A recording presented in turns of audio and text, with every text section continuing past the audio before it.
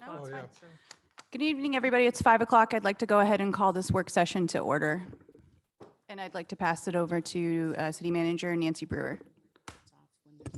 Thank you. This is kind of informal opportunity for you all to get settled and to run through some meeting procedures. You'll notice the microphone. I will say in the last several meetings, we have had counselors who can't hear another counselor speak. We've had members of the audience who have said they can't hear people speak. And that kind of carries through with YouTube video if you're not here. So I wanted to give everybody the opportunity to test it. When the red light is on the push button, then your microphone is on. So there's kind of no problem if you're not speaking with turning the microphone off and shoving it away because you don't want it in your face. But if you're going to speak, you want to be sure you're on and that you're close enough. I mean, I can hear myself over the speakers in here. That means it's going to be picked up. Audience members can hear people at the table and people on YouTube. So I just kind of want to give everybody the opportunity to test how close or far can you have that. It is a little awkward, kind of leaning If you want forward. to sing a song or something.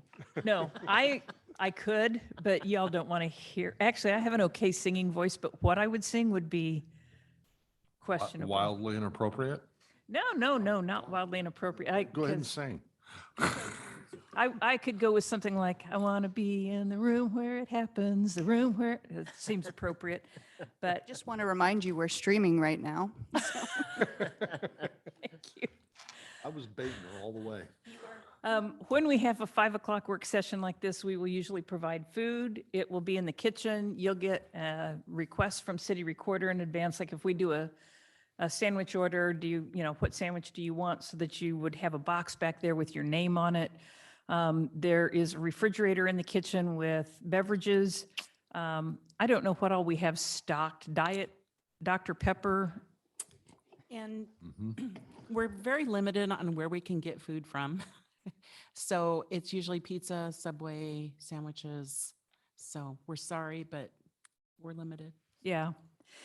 So if you are, for example, if you're a Mountain Dew drinker and there's not Mountain Dew in the fridge, but you want one because it's, caffeine, just let Kim know what your preferences are so that we can stock your preferences. And again, no beer in the fridge. That comes later after the meeting is over.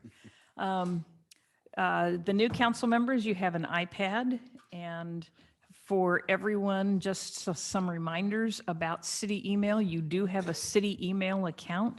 That is your first initial and your last name at ci.lebanon.or.us.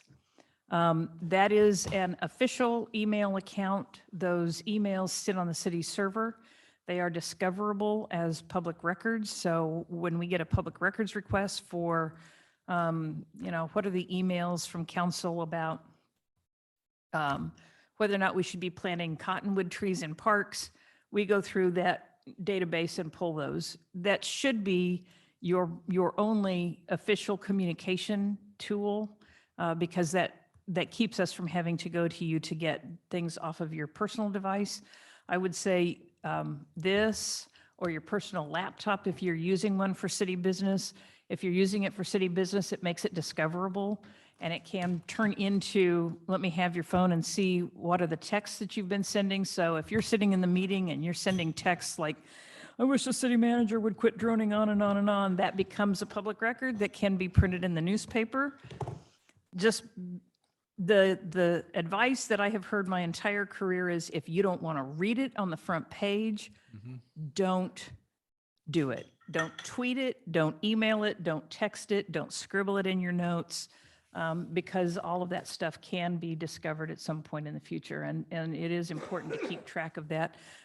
We do have history in this community of public records discussions and those kinds of things. So I want to make sure you all have that. And if you have any questions, Brent, did we need to do anything setting the iPads up or helping people with anything on the iPads? You or Aaron? I'm sorry, Brent Hurst is our IT director. I think he's met you all, and Aaron Gomez is his right hand. Yeah. Aaron set up the iPads. I believe inside you have a password that she provided, and then there should be an email account that was set up with a login. Is that correct, Aaron? Yes, so there are blue sticky notes in there with your logins for your iPad, and then there is another regular sheet of paper that was under that that has your login information for your email account. And we can assist you with getting logged into your email and on your phone and anything you need like that. What's the phone number that's on this? It's the phone number that's attached to the iPad if we needed it for some reason. Safe tracking. We do have phone numbers for the counselors. The phone system is set up that it will forward that voicemail to you, to your email, so you can listen to it on your iPad and respond or call back. That's all pretty automated and makes that available. I will say, so I get, at my desk, I get the main city line, which turns a lot of, I don't know who else to ask, so can you tell me something? If I get something that's for a counselor, I will forward that information to you based on the message that I would take at that time. But most of the calls, I think, will come directly to you at your email address. Questions on that one? We're good? Now, Aaron, you have directed a reset for these iPads to the 4240, Yes. your number to start with. What, could you go over what that is for their clarification? So the phone number itself? Yeah. So the phone number that we have attached to your iClouds is our help desk phone number. So if you are needing to re-log into your iCloud, right now it is set to call our help desk to get a G code or an Apple code for a second step for security. Right now we have it set to that phone number. It's 541-258-4240 for help desk. And with that, the next time that you go to log in, it will ask you to change that phone number. If you prefer your cell phone number to get text messages, then that is probably the best option. But you can also set it to where it will give you a phone call to a landline or your cell phone to get you that code as well. And if you want like additional apps, like there's an app you want on the iPad to use it for council purposes, we'll push that out. So if you just email us and let us know, and that would just support@ci.lebanon.or.us. That's the best way to get a hold of us. That's also the email address to use. For example, if you lost your iPad, then they can shut it off remotely and make sure that nobody else has access to any of that information. So good one to remember. And if you forget passwords or your combination to get into your iPad, anything like that, we can also reset that virtually for you as well. I think like Jeremy and Wayne and Kim, Michelle, you guys have your email on your phone as well, correct? No. You don't have it on the phone. No. Well, that is an option if you want to put it, like Jeremy, you have it on your phone as, yeah. So it's just a Microsoft account. You would need the Outlook app to your personal phone, and then you could log in just like you would your Gmail account. I will say they're also really good because you're going to get a lot of emails as newly appointed and elected. If you get a suspicious one, I push it over to them and I usually get an answer within an hour and they'll go in and dig it out or tell me it's okay or what have you. They're really, really good about it. I'll say we do get a lot of spam. We do. And although the spam filters catch probably 98%, it's 98% of like 2 million a day, which means still they come through. And the ones that are most concerning are the ones that speak to payment issues. So I, for example, will get an email from the mayor saying he needs me to go buy some gift cards he can give to employees, and it will come. If you look at it, it would come from Ken, and it's usually signed like Ken. No, those are not going to be real. He's not going to email me something saying, go buy gift cards. But it can be very easy when you see something that comes, no, I'm not sure you agree. no.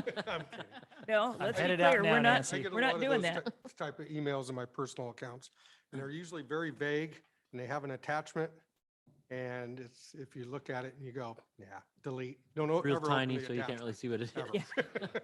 Yeah. I always alert these guys when one of those comes into mine and they go in and just lock it out and then notify everybody else that this is in the system Yeah. so that everybody can be aware. Well, I used to get them a lot before when I had a business. Then they kind of trailed off. But as soon as I was elected, Yep. hundreds. Yeah. And every day I look through them all just to make sure, and then I just empty the file, so. Just to be overly cautious, it's okay to be on another network other than this one with this, or is it only to use on this network? No, you can be on another network with that. We do manage them remotely. And so, because it's a city device, and so we can wipe them. They also have we put a cellular card and self-service in those just so that you're not limited to a Wi-Fi network. Oh, great. So if the cellular is fine, I would just use that. But Okay. yeah, if you need to attach it to your Wi-Fi at home, that would be perfectly fine. Okay, thank you. Yeah, absolutely. Thank you. We do send an email to your city official email telling you when the packet is published with links to the packet. If you're not getting those, you need to let Kim know. The packet usually comes out Thursday before the council meeting. Yeah, and it's the same email you've been receiving, so. Yeah, so if email packets are not working for you, let us know. I would prefer if you're going to have, if you're going to have questions that you've made it through the packet by Tuesday, and by Tuesday at noon at least, you've let me know. I intend to raise this question at the table. It helps me. I try not to have staff come to council meetings if they don't have agenda items, but if you've got something that I think is going to go through easily, but you're going to have questions, I want to make sure that director is here to answer questions. I want to make sure that we come to the meeting informed and prepared. I like to say, if you're going to ask a question of Kelly about what's in the land development code, she needs to have it available and ready to answer that question, because it's a lot of pages to wade through if you just surprise her at the table. So when you get that packet, if you can go through it and review it timely, that would be really helpful in letting us know what you want to do with that information. More fun to surprise her. No, it's not fun to surprise her. We will have, as part of regular meetings, we have community comments. People come to the meeting and speak about whatever they wish to speak about. And that is information you can have. As a counselor, you will hear from your constituents. They will hit you up in the grocery store, in a park when you're out for a walk or a jog. It doesn't, at church, they're going to hit you up because they want to get your ear on something.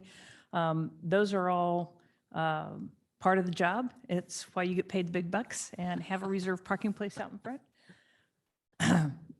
None of you have that. Sometimes those are questions, or those are comments about why is the city doing, or why are you making this decision, or did you make this decision?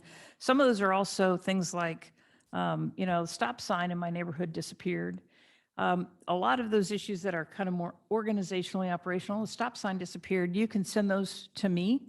Let me know the location. I will contact the staff to make sure that we get a stop sign put back, or a pothole filled, or find out why we were in somebody's neighborhood cutting tree limbs down, or whatever the issue is. I'm going to be your primary contact for those things, and then I work with whoever is appropriate on staff to get answers back for you. We do have a broad and deep book of business. You're going to hear a lot about some aspects of the book of business and not so much about others. Some of you may go years on council and never hear anything about, wish the library had more books, or wish the senior center was open more hours. You may hear a lot more about generally neighborhood issues, streets. People will complain about utility bills. People will talk to you about law enforcement and crime. Maybe not so much about some of the other aspects of what we do, but I think it's important to remember that we are a full service community. And we do provide a pretty good bench here in the community in terms of the services that we offer. This room is used for governmental meetings only. We don't rent it out to any other entities, but it is used by the school district. Economic Development has some groups here. We've been having economic opportunity analysis meetings here, so things will get moved around. You probably want to give yourself 5 minutes or so before a meeting starts to make sure you come in. There are some people who like the chairs all shoved in neatly after the meeting. So like, I like my chair raised up a little bit. And when I come back, it'll be lowered again. You need some time to kind of get yourself settled. So plan on being here a few minutes early. The door behind us through the anteroom here is usually unlocked. But once the meeting starts, we close these doors to kind of keep people from traipsing in through the back of the meeting room. And we move to just that door being open. So if you've got if you're running late, that would be your best bet to get into the meeting. Questions so far? I will add, if you find you're not using your iPad, it just depends on the counselor. If you want it, use it. It's there for your use. If you don't want it, just return it to us and we'll just circle it right back in and push it out for another need. Okay. Any questions? I think that was most of what I wanted to cover. And I wanted to give you all an opportunity to eat dinner and maybe visit and get to know new counselors, and maybe when the microphones are turned off, ask other questions. So, Well, I do have a kind of procedural Sure. question. I know the consent calendar is designed to streamline fairly simple items, and it looks like if you do have a question on one of those items, it takes it out of the consent calendar, even if it's just a simple question. Is that how that works? It mostly is if you want to ask that question at the table. If it's a very simple question, you just need for clarification, you can always ask that in advance. We can get you an answer in advance. But if it's something that, particularly if it's something that's going to be more in depth, the full council would benefit from that conversation. The answers to the question may change how you would vote on that item, then yes, I think pulling it off would be beneficial. Sometimes, so for example, you may have a minor edit in minutes where there was a word misspelled. That's something you can let Kim know, and that can be adjusted without pulling it off of the consent calendar. Yeah, with things like that, and also so you know, minutes are not verbatim, they're a summary. So you're not everything you say is gonna be in the minutes. But yeah, if there was something, give me a call before the meeting. It's something we can easily, fix before they're signed. If it's something that is more critical. So let's say the minute said, Councilor Workman said, this is the greatest thing that ever happened. And you were pretty sure you said, this is a horrible thing. I don't want this to happen, right? That is a much more contextualized issue. Then in that case, you may want to, I call Kim in advance. She'll go back and listen to the meeting again. And then that may be something you wish to take off to make a motion to amend the minutes to correct that critical error, as opposed to what's called a scrivener's error, where we had a typo, we didn't do right punctuation, kind of a thing. So it's kind of a matter of criticality. I can tell you, I met with the mayor Monday morning. He has already told me he's going to ask some questions on the chlorine item tonight. So am I. That's why I was. Because of those questions, I expect that to be an item that is pulled from the consent agenda. We'll ask Jason to come up and speak about it and Okay. answer your questions.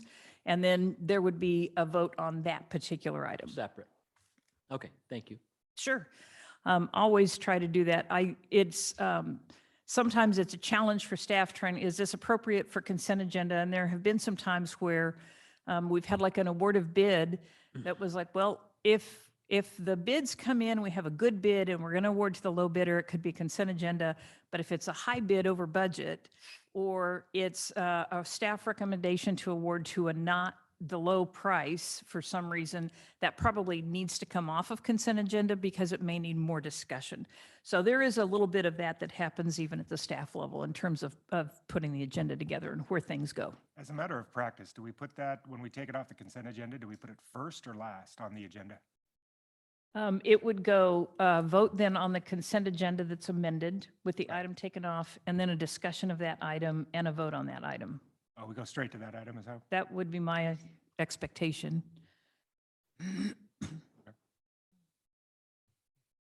usually goes under regular business because there's public. Oh, does it? comments, Yeah. Oh, okay.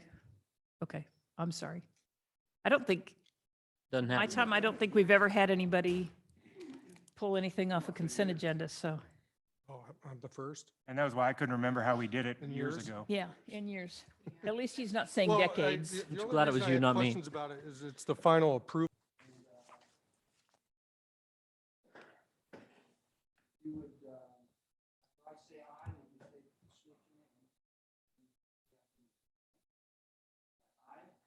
I, Carl Mann, David Workman.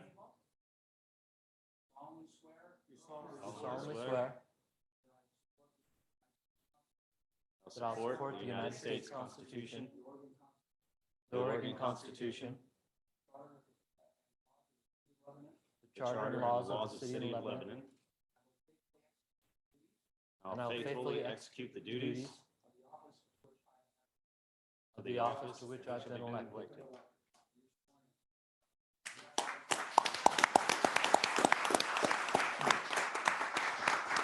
I, uh,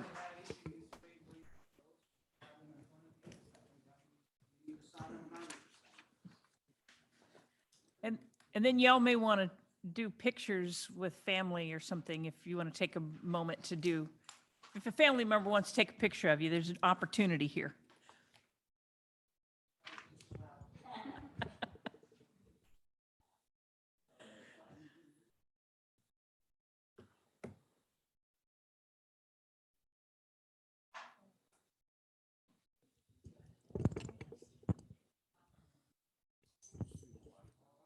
You should. We just decided with the new council, it was time to change to something a little different. Give it 2 years when you get elected.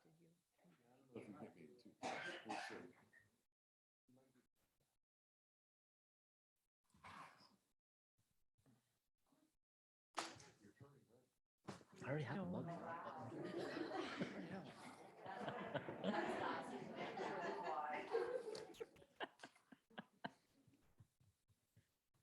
Hey.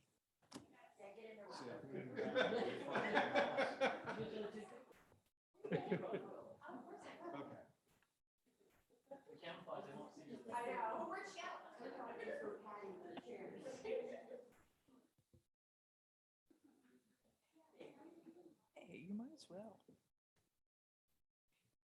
don't get the opportunity every day.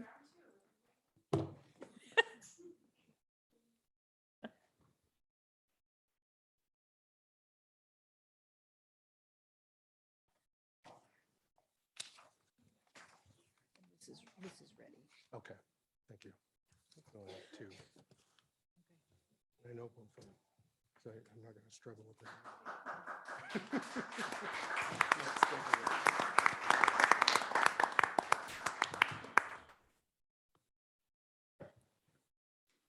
All righty, since that's all taken care of, we can move on. City Clerk, read the roll.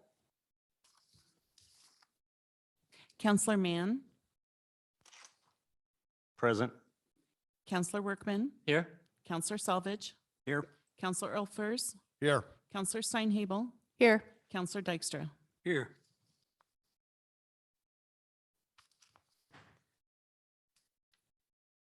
Okay, next point of order, or not point of order. Next item is elect a council president.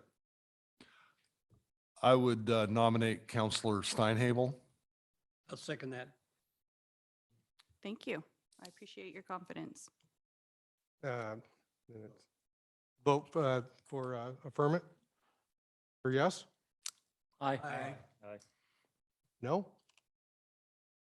I take it you're the next council president. Okay, thank you, Still everybody. I raining. appreciate- Thank you. Next item, consent calendar. The following items are considered routine and will be enacted by one motion. There will not be separate discussions on these items unless a counselor so requests. In this case, the items will be removed from the consent calendar and considered separately. Is there any items you would like to omit from this list? I do have a question on the chlorinator part, if it's okay. And engineer here to ask, is that right? So You? the course of action here will be to remove that from the consent calendar, vote on the consent calendar with that removed, move to public comments, and then we'll make that the first item under regular session. So if we have any community comments on it, you would hear those before you would take that issue up. I So understand, thank you. we'll do that. So then I would read the rest of these. So you can vote on the rest of the consent calendar unless there's anybody who wants to take anything else off. Okay. Agenda, Lebanon City Council agenda, January 11th, 2023. Council meetings, December 14th, 2022, regular session, and right-of-way dedication, Vaughn Lane, newly constructed half-street improvements. Move for approval with the exception of the Lebanon, or the chlorine generation system. Second that. All in favor? Aye. Aye. All opposed? Okay. Next item, public comments. Citizens may address the council by filling out a testimony comment card prior to speaking and hand it to the city recorder. Each citizen is provided up to 5 minutes to provide comment to the council. The council may take up additional 2 minutes to respond.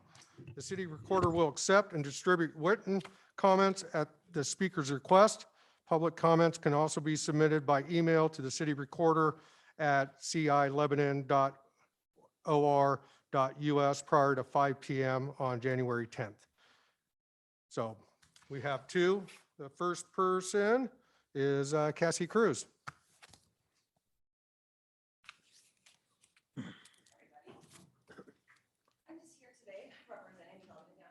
Microphone on. Thank you. Oh, is it on now? Yes, it is. Thank you. I always have one person.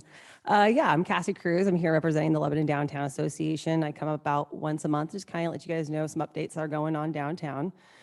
So we have a full list of First Friday events. They'll be coming out here shortly. We have our chocolate walk. They'll be coming up the 1st of February. That'll be from 5:30 to 7:30. And I have to say, if you guys did not get a chance to come downtown during December, we had an amazing just holiday celebration downtown.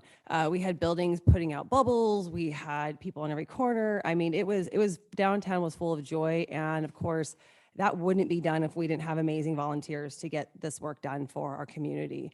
It takes many hands to make work light, and if it wasn't for the people that dedicate their time, it wouldn't happen. So we were able to finish it a great year. It was a lot of fun. And then for those who may not be aware, our revitalization grant, actually the Oregon Main Street revitalization grant, is now open for the 2023 year, and we have people who have been submitting just some of their project ideas and to be selected for that grant. So we should have more coming up on that next month. So that's kind of all I have this month. We'll do a full, usually about once a quarter for those who are not aware. We usually do like a presentation to kind of let you guys know who's been coming in the area, where from, and what other events, and how they've kind of brought people into our community. But if you guys have any questions for me, I'm more than happy to answer them. Otherwise, I'll let the next person go. Thank you. Excellent. Thank you, guys. Stop, reset. Next person to speak in public comments is Gamal Nassar.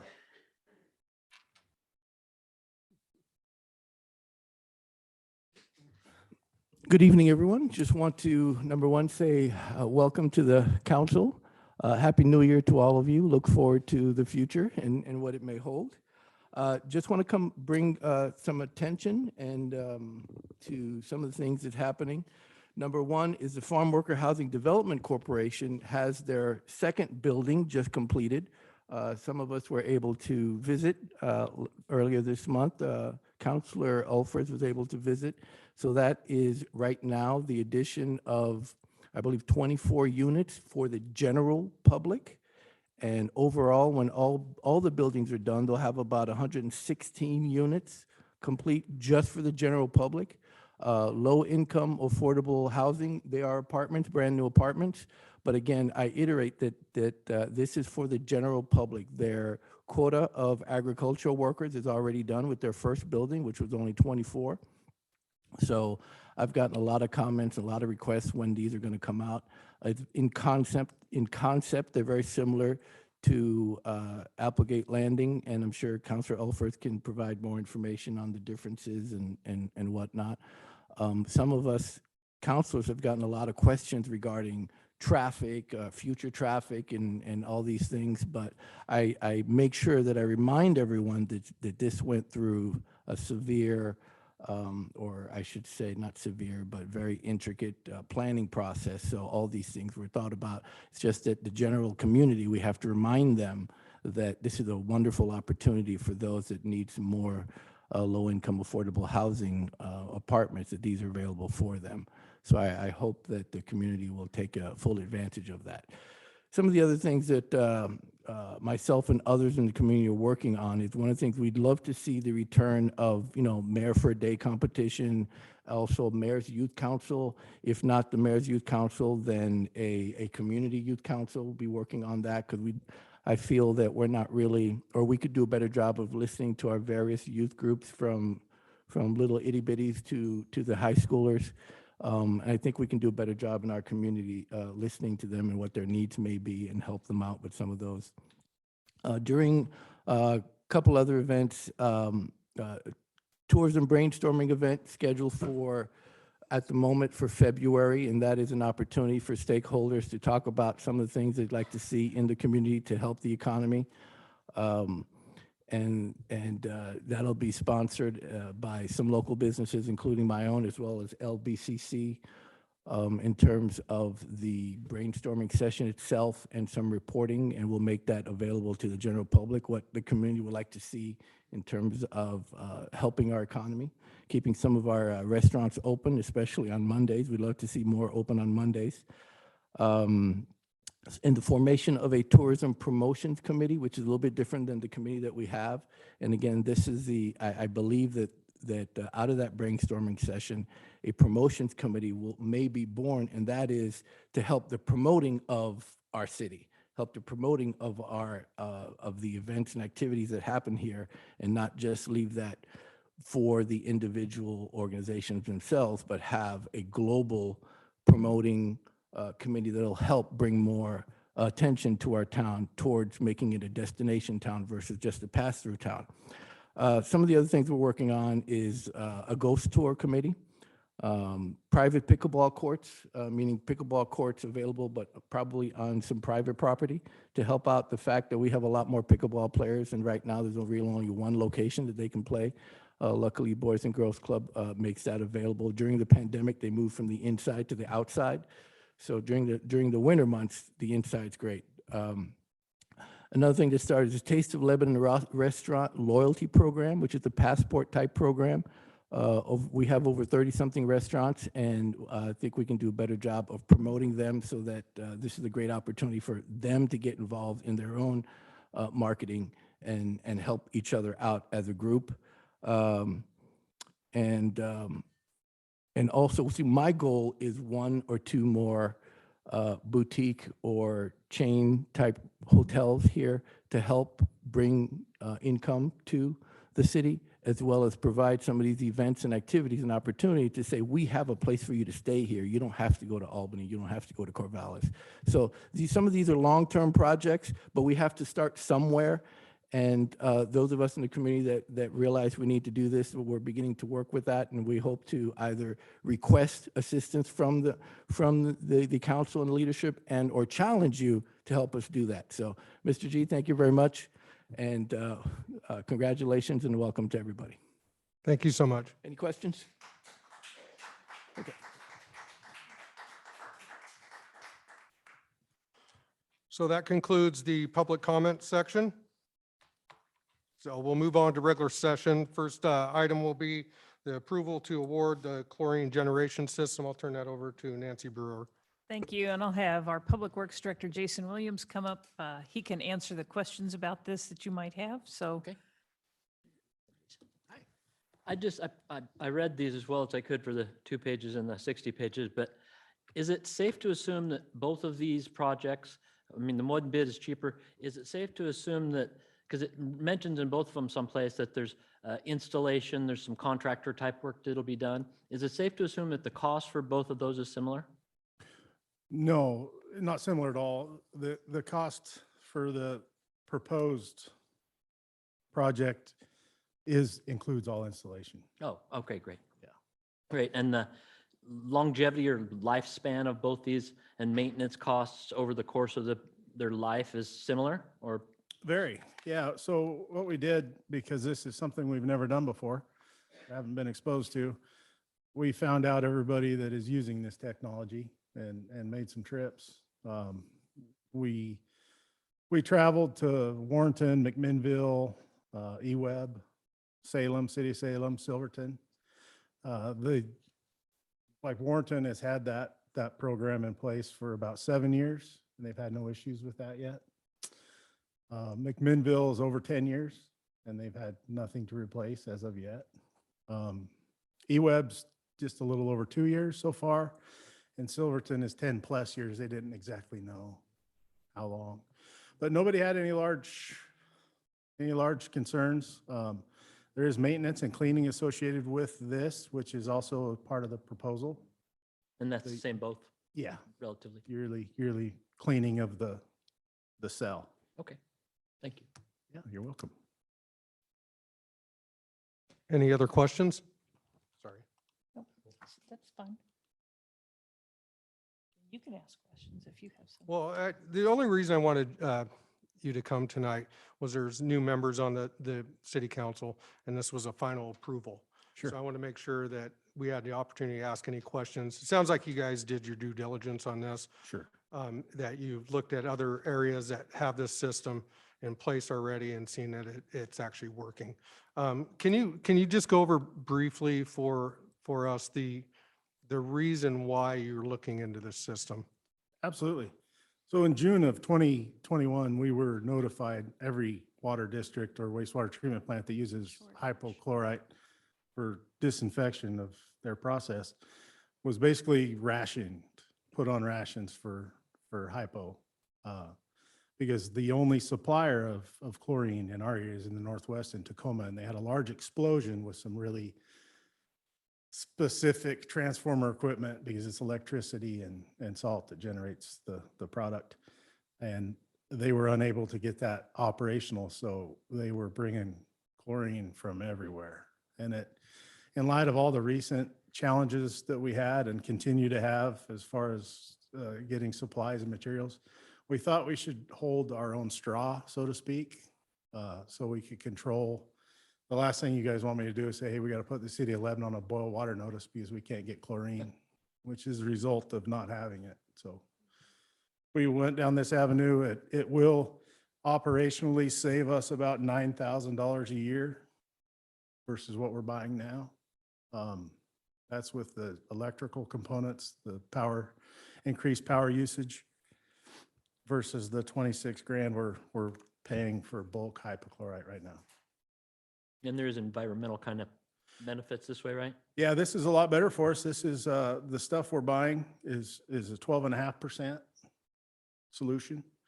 Well, we'll be generating a 0.7 to 0.8% solution of free available chlorine. So the concentrations are a lot less. Regular household bleach would be 5%. So it's a really safe material to work with. Any other questions? No, I just want to add, thank you, Jason. I know in the past you've taken me over to show me some of this stuff because I did not understand it when it first came to council, other than the concept of holding our own straw. That stuck with me. So Yeah.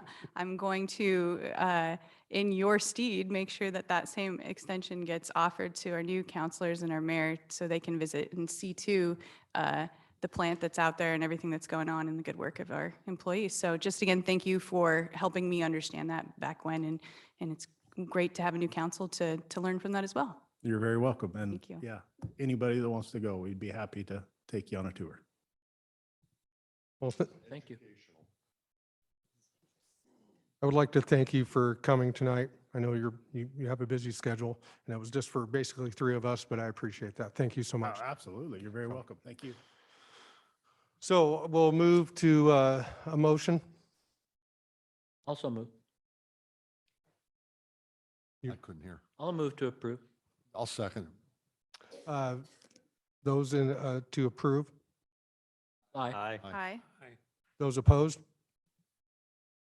The motion on the chlorine generating system is approved.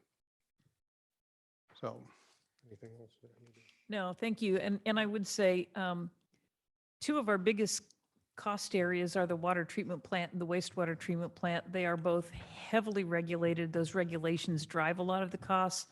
I do think there's a lot of value for counselors to visit both facilities and understand.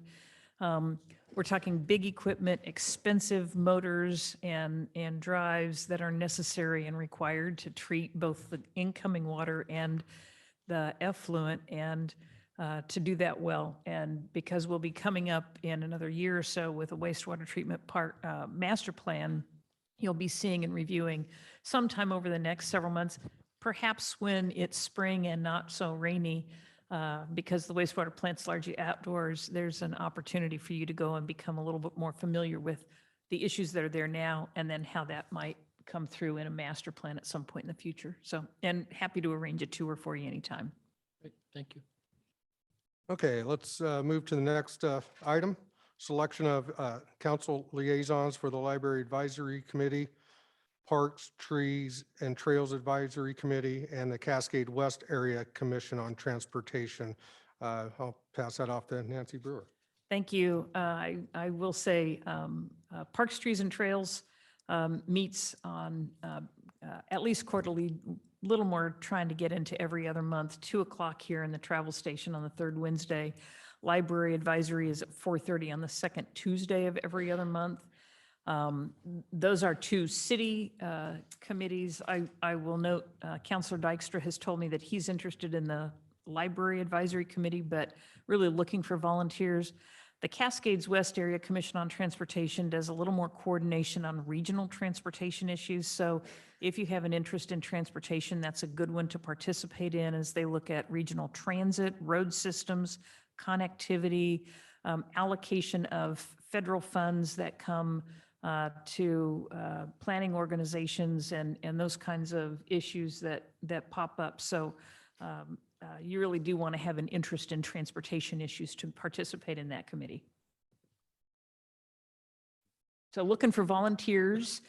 I'd be interested in being on the Parks, Trails, and Trees and Trails Advisory Committee if nobody else is.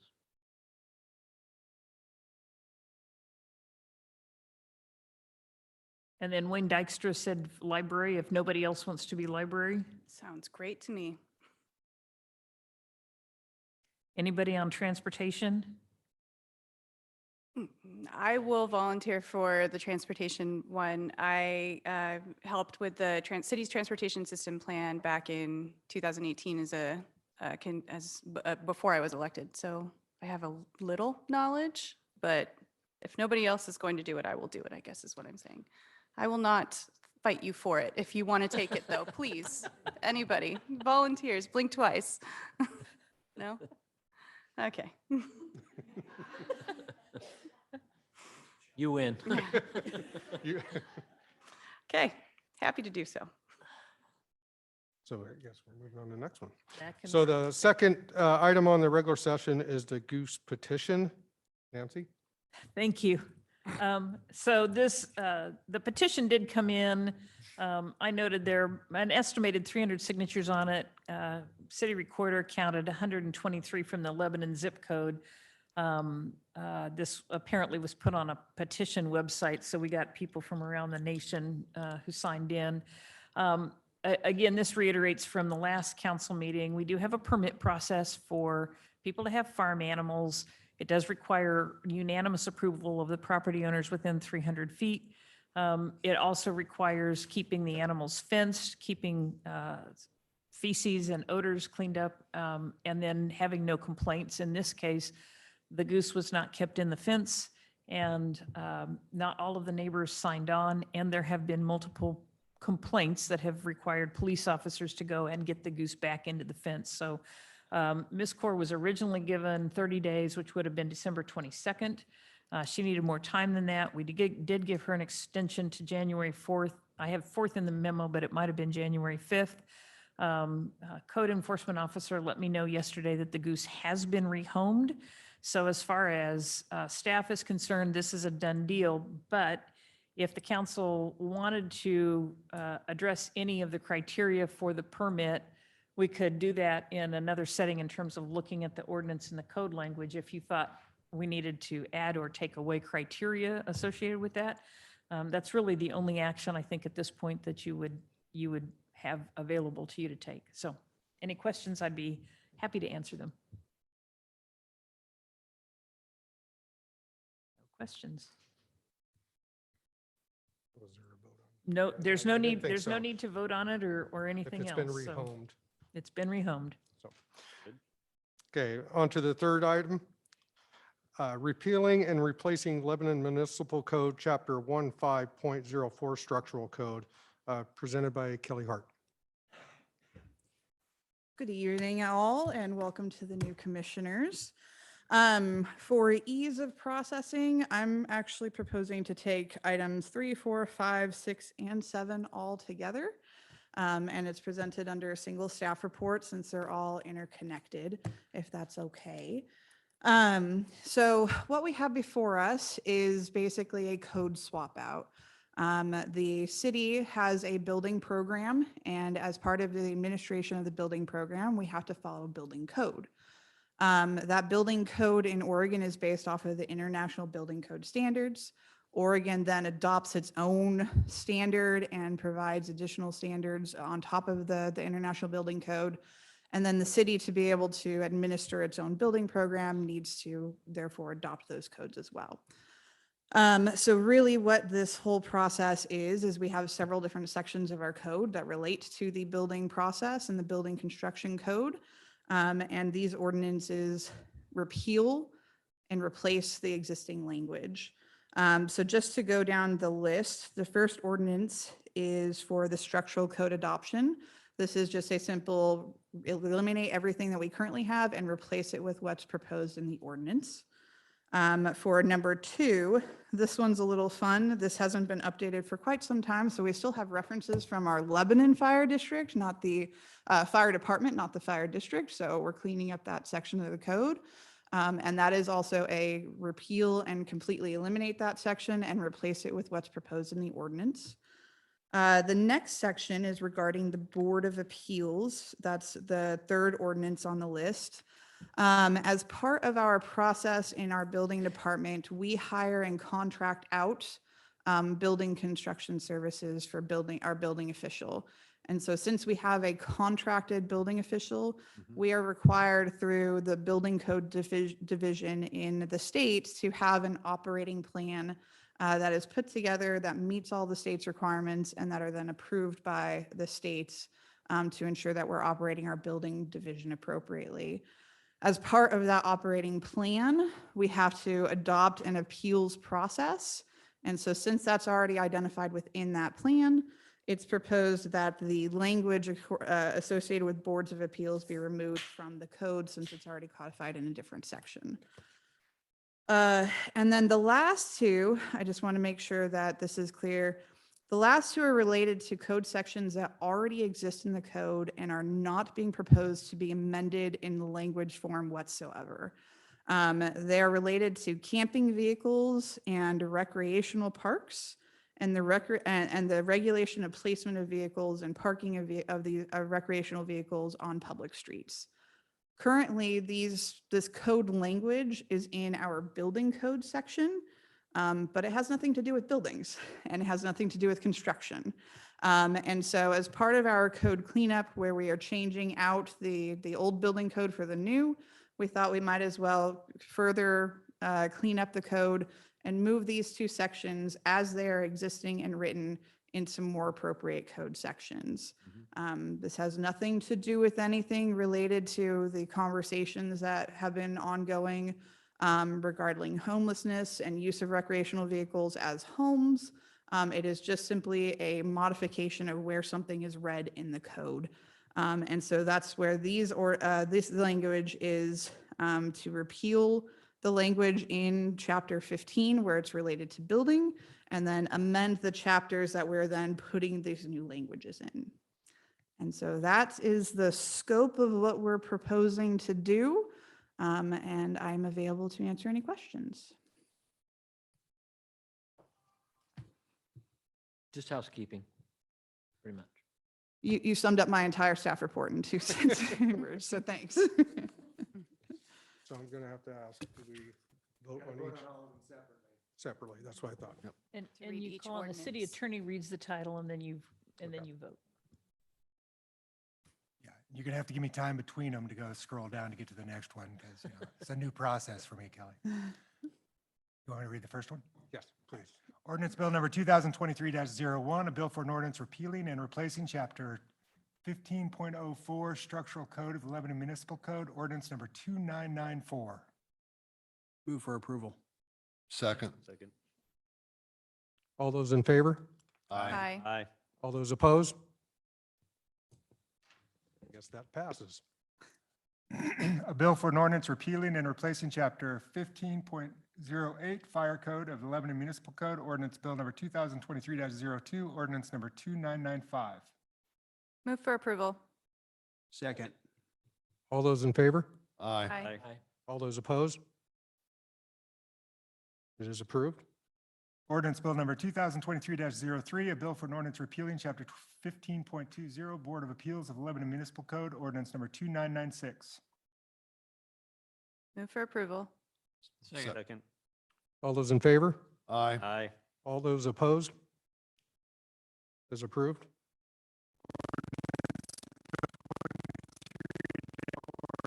Ordinance number 2997, a bill for an ordinance repealing chapter 15.16 Camping Vehicles and Recreational Parks of the Lebanon Municipal Code. Move for approval. Second. All those in favor? Aye. All those opposed? It is approved. And ordinance bill number 2023-05, a bill for an ordinance amending Title 10 and 12 of the Lebanon Municipal Code, establishing regulations for the placement of recreational vehicles within the city, ordinance number 2998. Move for approval. Second. All those in favor? Aye. All those opposed? It is approved. Thank you. Thank you so much. Next one on the regular session is city manager report. Nancy? Thank you. And you do have a written report in the packet, but I'm going to highlight a couple of things not in there. First of all, Chamber came out today with their nominations for the Distinguished Service Awards in Lebanon. Woohoo, we did well. As nominees, Paul Aziz has been nominated for Man of the Year. The city has been nominated for Large Business of the Year. Our Economic Development Catalyst, Alyssa Rogers, has been nominated for Business Leader of the Year. And though not us, but Associated Nonprofit of the Year, the library, Friends of the Library has been nominated. So kind of impressive, I think, that we had 4 nominations out there. Pretty good for us. Sad news, I have had notice yesterday that Lebanon Express will no longer be published beginning next Wednesday. I assume that means that we will get a Wednesday edition, but nothing after that. And it is sad indeed to lose our local newspaper that way. So we'll be sorry to see that go.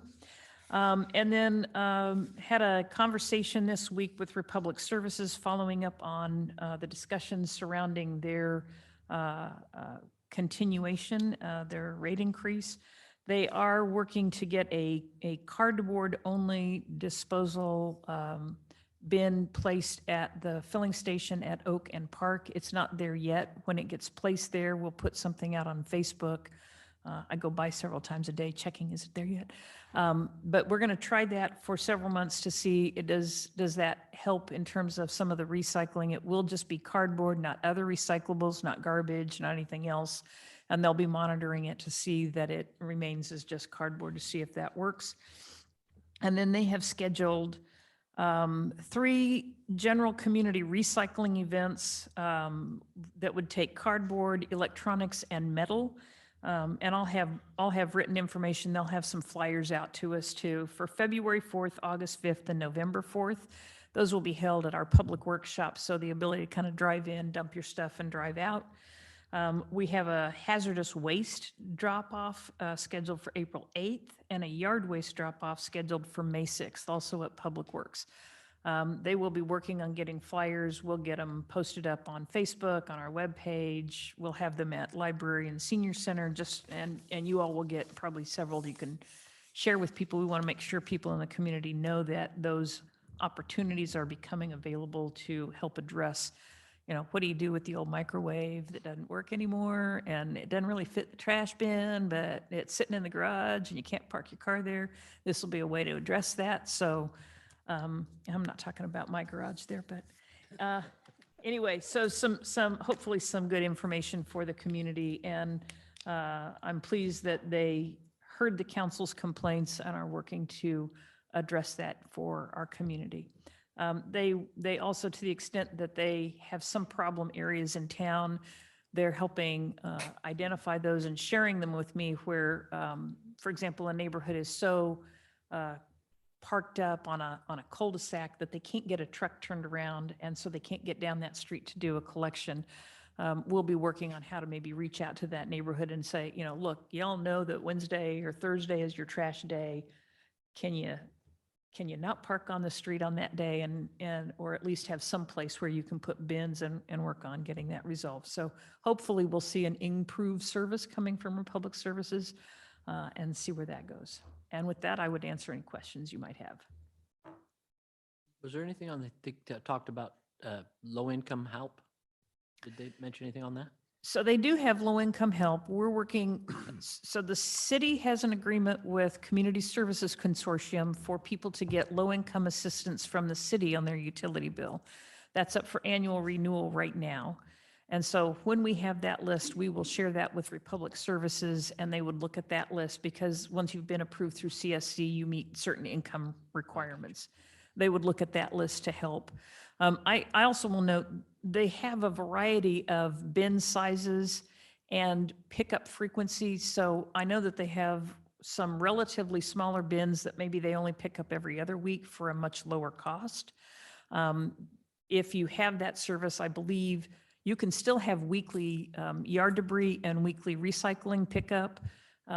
Those two things are offered basically free. I mean, they're included in the trash bill, but that helps you minimize what you have in that garbage bin, and going to a smaller bin can help decrease your monthly cost. So those are all available out there. Thank you.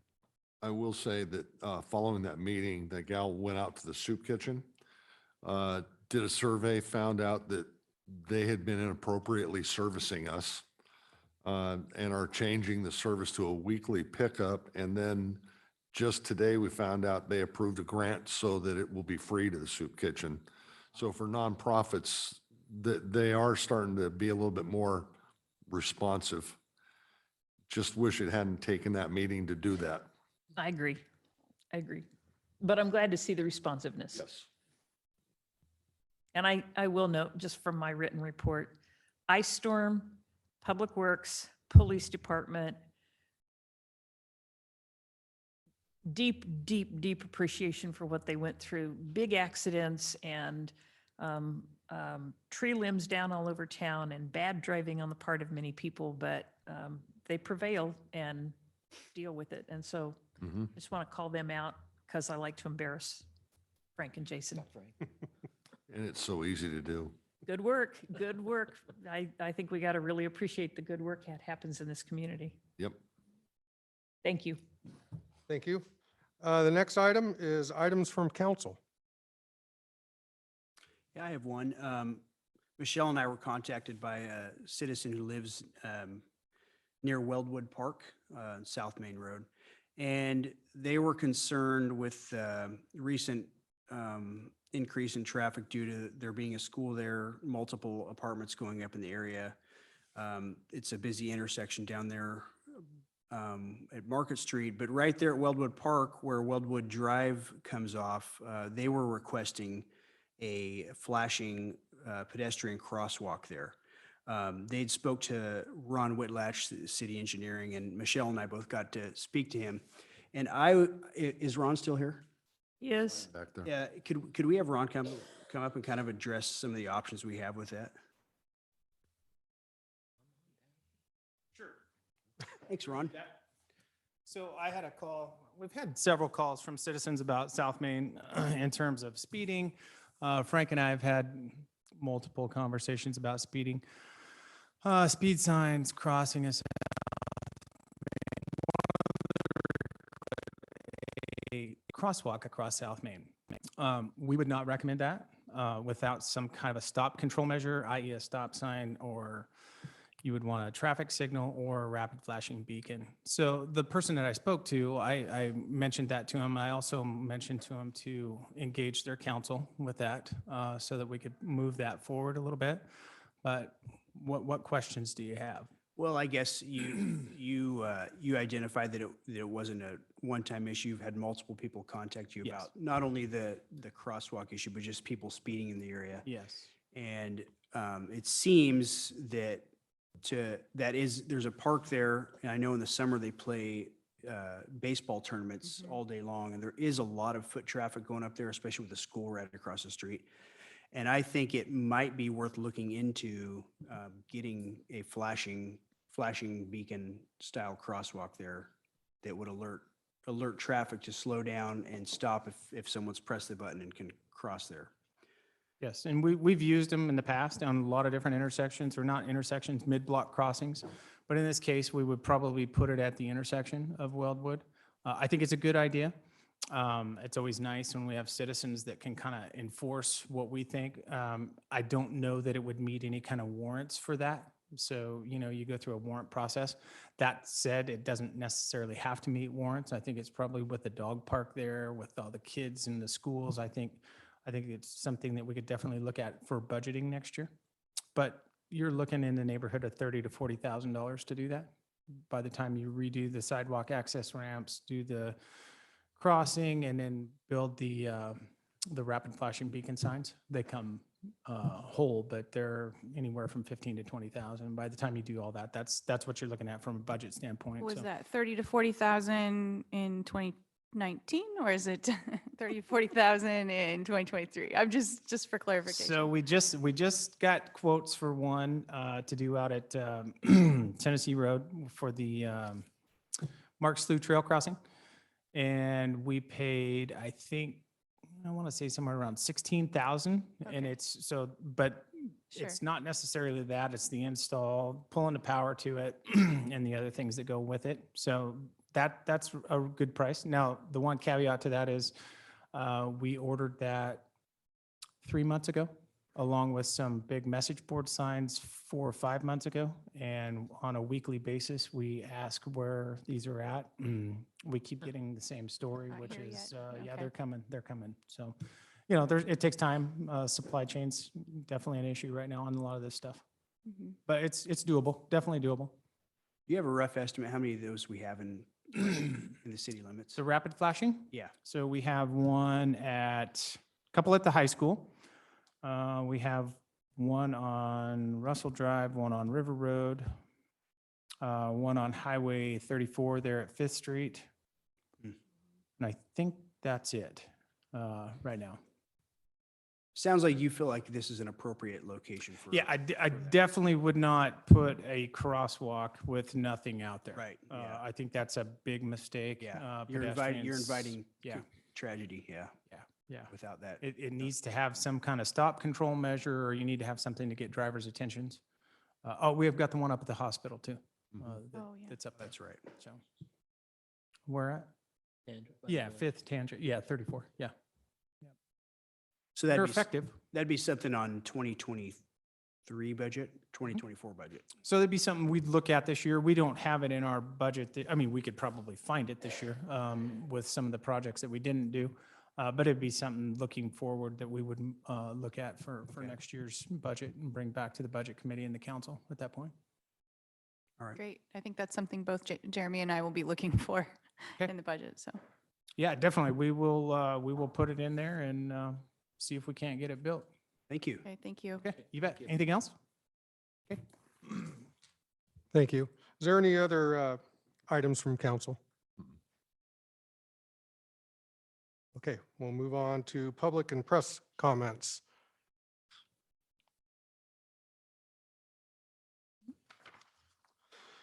Next item, next scheduled council meetings be January 25th, 2023, noon. It's a work session, city council orientation. And then February 8th, 2023, 8 PM work session, 6 PM regular session. And if there's no other business, we adjourn.